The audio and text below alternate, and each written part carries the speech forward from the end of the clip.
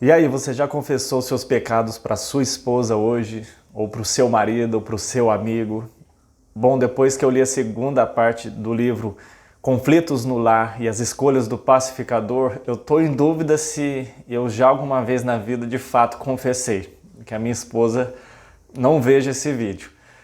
Mas é o primeiro passo para nós aplicarmos o que a gente tem visto até aqui. É confessarmos, admitirmos os nossos erros. Tanto se você for a causa, né, se você for o causador do problema, quanto se, mesmo que você não for a causa, mas das suas reações erradas nesse processo, de como você reagiu e tentou tratar a questão não de modo bíblico, pacificador, mas de modo combativo ou evasivo, de modo pecaminoso, expondo o nosso coração e as nossas motivações. Confissão é algo assim extremamente necessário, porque envolve nós tratarmos a raiz do problema, a culpa, aquilo que a gente fez de errado, e demonstra uma atitude de quem está comprometido com a verdade e com a mudança, de quem quer resolver mesmo o problema.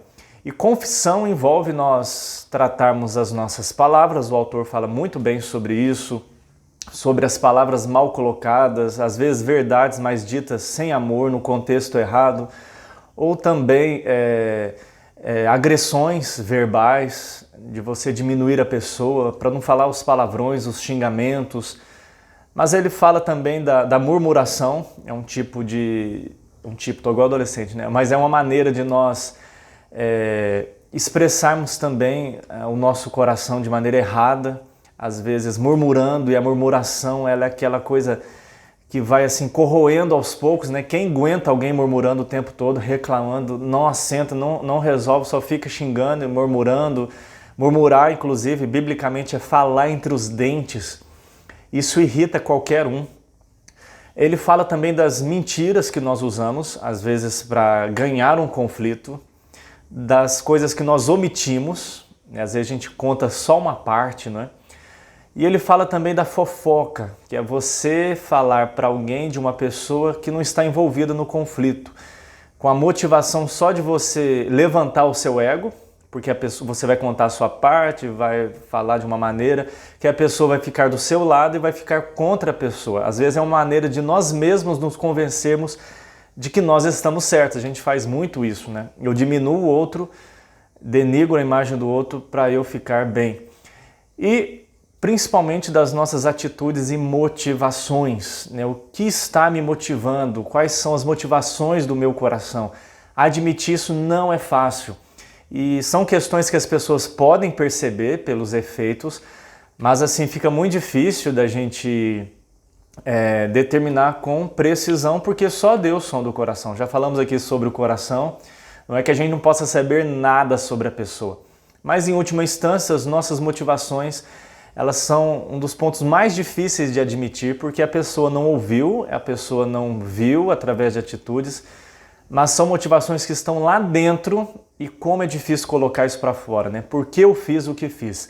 Quais são os ídolos no meu coração que eu quero alimentar a qualquer custo, que eu estou disposto a pecar porque não tenho, ou a pecar contra Deus e o próximo para obter, para que as minhas exigências sejam atendidas, né? Lembra lá os desejos que viram exigências. E o autor vai trazer aqui alguns pontos interessantes, alguns passos nessa confissão e trazer também alguns princípios que a gente não pode esquecer. Vamos lá. Tiago diz, Tiago capítulo 5, verso 16, que nós devemos confessar os nossos pecados uns aos outros e orar uns pelos outros para nós sermos curados. Nós devemos orar e confessar os nossos pecados. E o primeiro passo que o autor aqui nos traz é que nós devemos envolver todas as pessoas. A confissão deve envolver os envolvidos, deve envolver os envolvidos. E o primeiro envolvido é Deus. Por quê? Porque todo pecado é contra Deus. Eu posso pecar contra as pessoas, contra meu marido, meu esposo, meus filhos, meus amigos, irmãos da igreja. Mas antes de tudo é um pecado contra Deus. Todo pecado é quebrar a lei de Deus. Então Deus é o primeiro ofendido. Então nós precisamos confessar a Deus. Isso também significa que há pecados que são seus, são pessoais, às vezes são motivações erradas, pensamentos errados, coisas que passam no seu coração, né? Não precisa de você necessariamente chegar, hoje eu pensei isso de errado, então eu estou te confessando. Tem coisas que são pessoais entre você e Deus, e você pode pedir perdão a Deus, que Deus restaure o seu coração e mude a sua disposição. Mas é isso que ele chama de pecados do coração. Há pecados que se tornam sociais, é o que ele chama, dá esse nome aí, quando fere alguém diretamente, quando envolve alguém diretamente, prejudica alguém diretamente, seja uma pessoa, duas, um grupo ou mais, seja sua esposa, seu marido, seus filhos, sua família toda, seus amigos, a igreja. Nós precisamos reconhecer se estamos errados e confessar os nossos pecados, pedir perdão, confessar verdadeiramente. Então, o primeiro passo é envolver as pessoas que foram ali afetadas, sem se esquecer que o mais afetado, entre aspas, né, é Deus, né? Afetado no sentido de que diz respeito a Deus, ele é o grande ofendido na história. Em segundo lugar, uma coisa assim que a gente faz muito é usar o se, mas e talvez. Numa confissão, o autor aqui nos ajuda a observar isso e que de fato faz todo sentido. Nós geralmente temos a tendência de usar muito se, mas e talvez. Isso porque a gente confessa meio que não confessando. A gente confessa já armado. A gente confessa, mas querendo não admitir muito a culpa. A gente confessa, às vezes, justificando os meus atos. Eu só fiz isso porque eu não tive outra escolha. Então, é essencial evitar estas palavrinhas. Elas geralmente vêm naturalmente quando a gente está admitindo um erro, porque para nós é difícil, é vergonhoso, nos humilha, vai contra o nosso orgulho dizer com todas as letras: eu errei porque eu errei. Por causa disso, disso, disso, disso, ponto final. Sem justificativas. É difícil ou não é? Havia até um hino, ainda há nesse hino no Inário Presbiteriano, que dizia assim, né, um hino de confissão: se sofrimento te causei, se ao meu irmão não ajudei. Depois eles mudaram para sim. Olha que maneira errada da gente falar, né? Se Deus, se eu pequei, se eu me perdoo, se não, depois mudaram para sim, né? Sim, sofrimento eu te causei, sim, ao meu irmão não ajudei e por aí vai. Então esses sis, né, esses mas, esses talvez, funcionam como que uma fuga, né? E às vezes a gente justifica, por exemplo, eu confesso que eu estava irado, mas é porque eu estava cansado, né? Se não tivesse acontecido isso, eu sei que eu errei, mas se não tivesse acontecido isso, talvez eu tivesse feito diferente. Aí vem o talvez, né? O autor observa ali algo muito importante e que de fato tem sentido também, é que geralmente nós prestamos muita atenção, as pessoas vão levar em conta aquilo que vem depois do mas. Às vezes você fala assim: eu errei, mas também não tive escolha. Eu errei, mas você se lembra que você fez aquilo. Eu reconheço que eu errei, mas geralmente o que vem depois do mas é o que a gente de fato quer dizer. O antes foi só uma formalidade, né? Porque eu tenho que admitir mesmo, eu reconheço não reconhecendo muito, mas o que de fato eu acredito vai vir depois do mas. É onde eu quero dar a minha ênfase.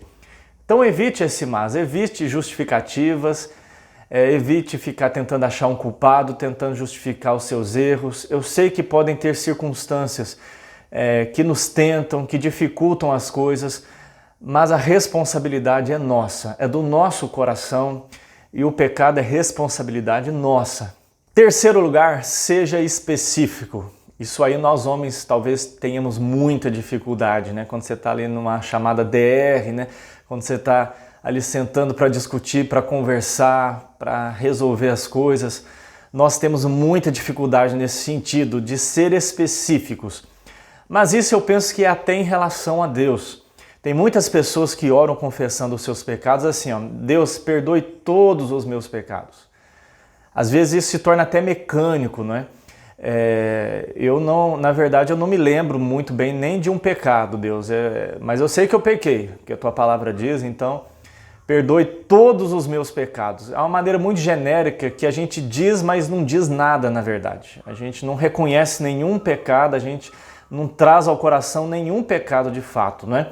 E com as outras pessoas também assim, nós somos muito gerais, a gente tem dificuldade de dar nome aos bois, de reconhecer, de falar o que aconteceu, de ir ao X da questão, de detalhar e de nomear as coisas.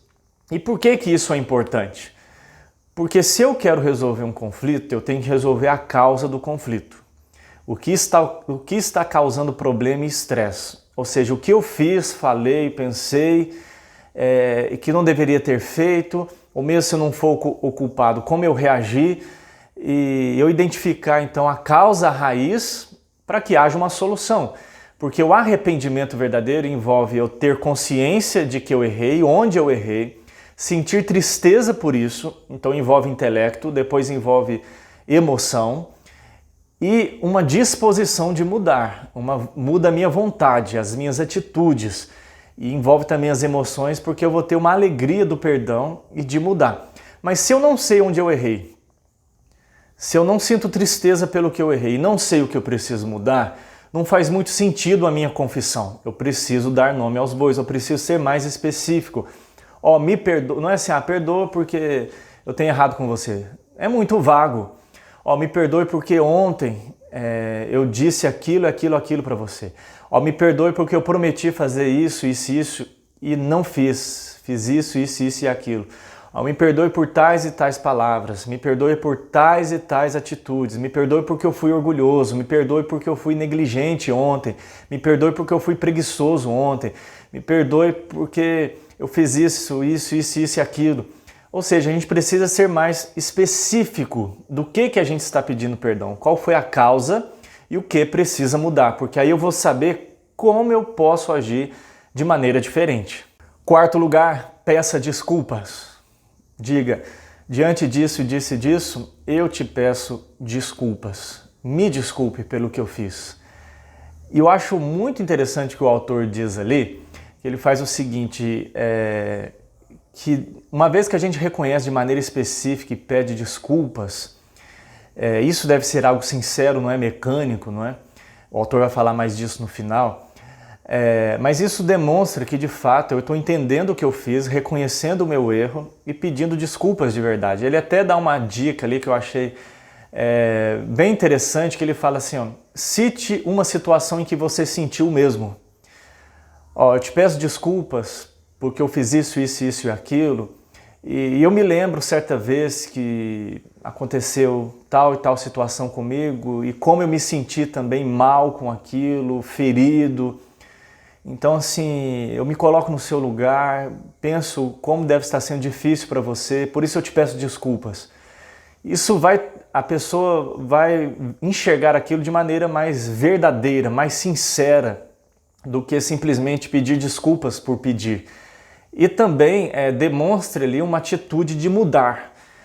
Eu te peço desculpas e não farei de novo, com a graça de Deus. Te peço desculpas e vou mudar nisso, naquilo. Porque às vezes muitas pessoas pedem desculpas da boca para fora, é só para se livrar do problema, é só para se livrar da situação difícil. Olha como o ser humano é pecador desde o nascimento. Eu tenho um filho de 3 anos. E é natural isso no ser humano, né? Sempre que o Benjamin faz uma coisa errada, a gente tenta não agir com ira no momento, a gente tenta deixar passar um pouco, para a gente não fazer as coisas erradas, né? Não disciplinar na ira.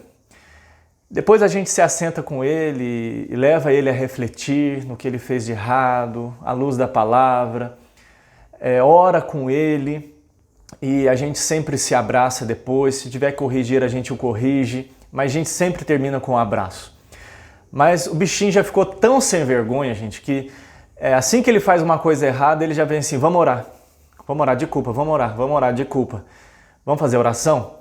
Porque ele quer pular as outras etapas, né? O bichinho é esperto, né? Ele quer pular a etapa da confrontação, a etapa de reconhecer o erro, a etapa da correção. Ou seja, ele já quer pedir desculpa para evitar um desgaste. O bichinho já nasceu sabendo isso, né? Ou natureza de Adão. Mas a gente às vezes faz isso também. A gente pede desculpa só para sair da situação difícil. Quinto lugar, uma confissão sincera envolve assumir as consequências. Tudo que a gente faz tem uma consequência. Isso não está necessariamente ligado ao perdão. Nós devemos perdoar e receber perdão, somos perdoados por Deus, mas isso não quer dizer que nós nos tornamos livres das consequências. As consequências virão e nós temos que assumir as consequências. E uma postura de quem está disposto a assumir as consequências é uma postura de quem de fato reconheceu o erro e que de fato está confessando sinceramente alguma coisa. Por exemplo, um exemplo mais extremo, mas o ladrão da cruz, ele foi perdoado por Cristo. Jesus disse: hoje mesmo estarás comigo no paraíso. Contudo, ele teve que arcar com as consequências do seu pecado, que foi, no caso lá, a pena de morte dentro do regime romano, Então, assim, nós somos perdoados por Deus, nós somos perdoados uns pelos outros e devemos perdoar, mas devemos ter uma disposição de arcar com as consequências. E assumir as consequências é uma evidência de que houve verdadeiro arrependimento. Isso tanto no relacionamento com o nosso próximo, quanto no relacionamento com Deus. E as consequências nos servem até para o nosso bem, para o nosso crescimento, para a gente ver que o pecado não funciona. E Deus muitas vezes usa as consequências para nos humilhar, para tratar o nosso coração, para nos tornar mais humildes, para a gente ver que o pecado não compensa. Então devemos ter uma disposição de assumir as consequências. E sexto lugar, mude de atitude. Uma confissão verdadeira envolve uma disposição de mudança. Zaqueu, quando se converteu a Cristo Jesus, ele restituiu todos que ele havia roubado, ou seja, houve uma disposição nova, uma mudança radical do coração. Então, uma confissão verdadeira vai envolver uma mudança. Jesus disse, muita gente usa Jesus como um exemplo assim de que ele não está nem aí para o que a gente faz, porque só paz e amor. Jesus veio para os pecadores, mas para salvá-los dos seus pecados. Não é para deixá-los nos seus pecados. Ele nos chama para a gente vir do jeito que a gente está, mas não para continuar do jeito que a gente está. Senão não seria salvação. Jesus restaurava pecadores, mas dizia assim: vá e não peques mais. Então a gente precisa ter uma atitude que demonstre verdadeiro arrependimento e confissão. Então a gente precisa até nisso ser específico. Se eu fiz isso e agi desta forma, falo assim, me comporto assim, reajo assim, ou não tenho feito isso, qual que deve ser a nossa disposição? A partir de hoje, e com a graça de Deus, e a gente só pode dizer isso, é pela graça de Deus, não é por causa de nós, não é firmado nos nossos méritos, não é firmado no nosso esforço pessoal, não é porque nós somos bons, não é porque nós vamos dar conta, não é você estabelecer metas que você não vai cumprir, que você não tem condições, mas Deus, se Ele exige na sua palavra, é porque é possível. E é possível por quê? Pela graça de Deus, porque pelo Espírito Santo, se você não se converteu ainda, entregue a sua vida a Cristo, para que você seja habitado pelo Espírito Santo, para que o seu velho eu morra e você nasça de novo, para que o domínio do pecado seja quebrado e você não seja você quem viva agora, mas Cristo vive em você. E nós temos uma nova natureza, um novo coração que Deus nos deu, o Espírito Santo habitando em nós, Jesus em nós. Então, pela graça de Deus, como Paulo dizia, pela graça de Deus eu sou o que sou. A gente precisa dizer, com a ajuda de Deus, eu mudarei nisso e nisso e aquilo. Então tem que haver uma disposição de mudança. E em último lugar, peça perdão e dê um tempo. Às vezes o perdão vai vir na hora, às vezes vai vir instantaneamente. Tem pessoas que têm mais dificuldade de perdoar. Todos nós devemos perdoar porque fomos perdoados de uma dívida assim impagável. Não tínhamos condições, de pagar nossa dívida para com Deus. Então, lembrando novamente daquela parábola, não podemos ser como aquele credor incompassivo que foi perdoado de uma dívida impagável e não perdoou alguém de uma dívida insignificante. Você precisa gastar mais tempo diante de Deus, da cruz de Cristo, entendendo como você é pecador, o tamanho da sua dívida com Deus e o tamanho do perdão de Deus para que você seja constrangido pelo amor de Cristo. Todos nós devemos perdoar. Há pessoas que perdoam com mais facilidade, mas há coisas que precisam de um tempo para serem processadas, porque nós não somos máquinas que pomos uma moeda e aperta um botão e sai ali um refrigerante. As pessoas às vezes precisam de um tempo para pensar, para processar tudo aquilo, para entender os seus sentimentos, para que ela tenha condições de fazer isso. Às vezes isso vai levar um tempo. Se levar tempo demais, procure a pessoa novamente. Às vezes você errou em algum desse ponto, desse processo. Procure a pessoa novamente, mas não fique ali constrangendo a pessoa, colocando contra a parede. Reconheça, confesse o seu pecado da maneira como falamos aqui e peça perdão, mas dê um tempo também para a pessoa. Pare de querer pressionar e de ficar em cima, abafando a pessoa. Passa um tempo, converse novamente com ela. Bom, pessoal, mas para encerrar, para terminar, o autor coloca aqui para nós que a gente não pode levar essas regras de maneira mecânica e que se torne uma mandinga ou 7 passos para a confissão, como se fosse algo mágico, né? E às vezes deixa de ser até sincero e verdadeiro. Aqui nós temos alguns princípios bíblicos que o autor colocou de maneira didática. Se você olhar, isso tudo tem respaldo na Bíblia, né? Deus está envolvido, pecamos com o coração, pecamos contra as pessoas, precisa haver reconhecimento, precisamos ser específicos, precisamos pedir desculpas, precisamos ter uma disposição de mudar. Tudo isso é bíblico, mas não quer dizer que isso aqui são regrinhas que vão se tornando mecânicas, passos mágicos. A vida é dinâmica, os relacionamentos são dinâmicos e a gente tem que tomar um cuidado para que a gente não caia em algo mecânico. Esses princípios têm que estar na nossa vida, mas cuidado para não se tornarem mecânicos e saber também que às vezes acontece de maneira diferente. Às vezes uma simples conversa, um bate-papo, um diálogo e as coisas se resolvem. Então, fiquemos com a palavra de Deus, oremos, ore por você, ore pelo seu coração, ore pelo outro, porque isso não vem naturalmente de nós, então coloque o seu coração, que às vezes a gente pode dizer assim, pastor, é impossível, é porque você não conhece a minha esposa, porque você não conhece meu marido, porque você não conhece minha casa, os meus filhos, e isso que o senhor está falando é uma loucura. Eu sei que aos olhos do homem natural é uma loucura mesmo, reconhecer os erros, se humilhar, pedir perdão, ser específico, né? Você ser específico para a sua esposa, fora que às vezes a gente corre o risco de às vezes reconhecer os erros e a pessoa falar assim, tá vendo? Usar contra nós, né? Tá vendo? Eu falei, viu que você é assim mesmo. Mas a gente precisa também um confrontar o outro. E a gente precisa crescer nisso, né? A gente precisa ir por esse caminho, porque não tem outro. Dói demais, machuca o nosso ego. Mas não tem outro caminho de verdadeira restauração, de verdadeira reconciliação e de cura. Que Deus nos dê a graça de aplicarmos, né, estes princípios na nossa vida e nos nossos relacionamentos em todas as esferas da vida. Que Deus te abençoe e um grande abraço.